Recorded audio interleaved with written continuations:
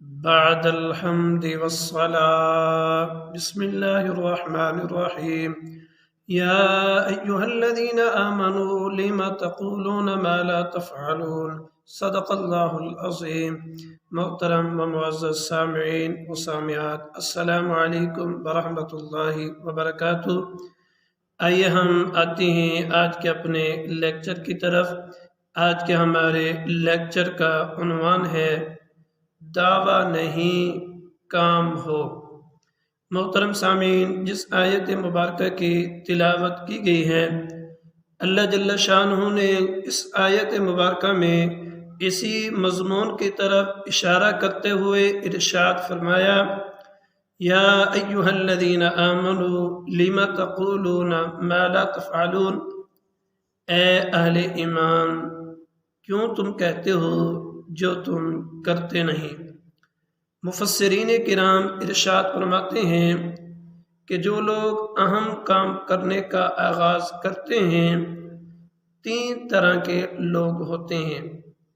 پہلی قسم کے لوگ وہ ہیں جو محض نیک نامی، شہرت، واہ واہ چاہنے کے لیے وہ محض دعویٰ کرتے ہیں، کام کرنے کا سرے سے ارادہ ہی نہیں ہوتا۔ ارشاد فرمایا یہ اکبر الکبائر ہے، یہ بڑا گناہ ہے کہ شہرت حاصل کرنے کے لیے، عزت و مرتبہ حاصل کرنے کے لیے، جھوٹی عزت حاصل کرنے کے لیے محض دعویٰ کیا جائے، باتیں کی جائیں، کام کرنے کا سرے سے ارادہ ہی نہ ہو۔ مفسرین کرام ارشاد فرماتے ہیں یہ کبیرہ گناہ ہے۔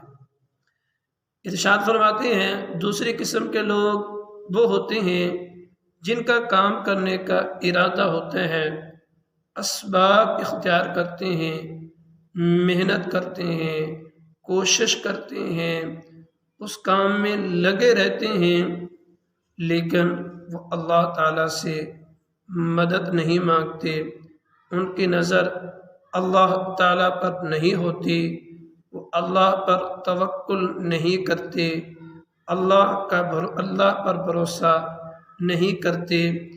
ارشاد فرمایا یہ شان عبدیت کے خلاف ہے، یہ مومن کی شان کے خلاف ہے کہ وہ اللہ پر بھروسہ نہ کرے، اللہ پر توکل نہ کرے، اللہ سے مدد نہ مانگے، اپنے کام کے آغاز میں اللہ کا نام نہ لے، یہ شان عبدیت کے خلاف ہے۔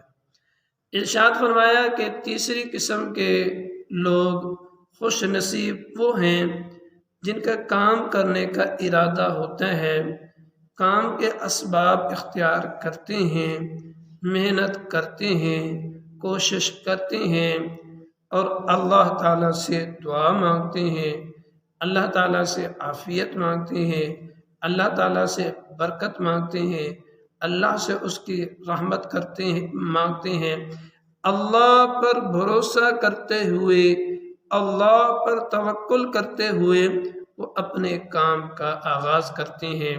ارشاد فرمایا یہ کام کرنے والے لوگ ہیں، یہ کامیاب ہونے والے لوگ ہیں، انہوں نے دعویٰ بھی کیا اور کام میں محنت بھی کی، توکل اللہ پر کیا، یہ لوگ دنیا میں بھی کامیاب ہیں، آخرت میں بھی ہمیشہ کے لیے کامیاب ہیں۔ تو آج کے لیکچر سے ہمیں یہ نصیحت حاصل ہوئی کہ ہم نے محض باتیں نہیں کرنی، محض دعوے نہیں کرنے، بلکہ اسباب اختیار کرنے ہیں، اسباب کے ساتھ ساتھ اللہ پر بھروسہ کرتے ہوئے اپنے کام کا آغاز کرنا ہے۔